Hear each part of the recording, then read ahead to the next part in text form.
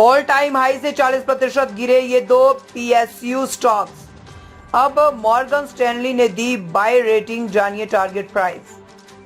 REC PFC shares. Global brokerage firm Morgan Stanley ने देश की दो बड़ी सरकारी पावर फाइनेंस कंपनियों को अपनी कंसेशन बाय लिस्ट में शामिल किया है। इसमें REC लिमिटेड और पावर फाइनेंस कॉर्पोरेशन लिमिटेड यानी PFC शामिल है।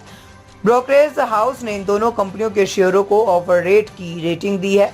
मॉर्गन स्टैनली ने REC का टारगेट 485 रुपए और PFC का टारगेट 508 रुपए तय किया है। ये इनके बुधवार के बंद भाव के मुकाबले क्रमशः 23% और 21% का संभावित रिटर्न दिखाता है। ब्रोकरेज ने कहा है कि 2023 और 24 के दौरान इन दोनों शेयरों ने जबरदस्त रिटर्न दिया था, लेकिन उसके बाद पिछले 9 महीनों में इनमें गिरावट आई है। लेकिन अब ये स्टॉक्स रिस्क रिवॉर्ड रेशियो के लिहाज से बेहतर दिखाई दे रहे हैं और ये दोबारा निवेश के लिए आकर्षक बन सकते हैं।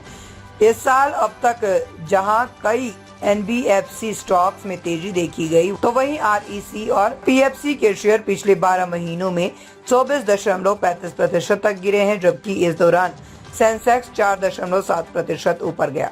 मॉर्गन स्टैनली का अनुमान है कि आने वाले सालों में दोनों कंपनियों का लोन ग्रोथ 10 से 13% के बीच बनी रहेगी। साथ ही ये अपने रिटर्न ऑन इक्विटी 16 से 19% के बीच बनाए रखेगी और डिविडेंड यील्ड 3.8 से 4.5% पर स्थिर रह सकती है। ब्रोकरेज का ये भी मानना है कि इन दोनों कंपनियों की एसेट क्वालिटी साइकिल मजबूत बनी हुई है। नए NPA यानी कि फंसे कर्ज कम है और पुराने कर्ज की वसूली से भी ज्यादा हो सकता है।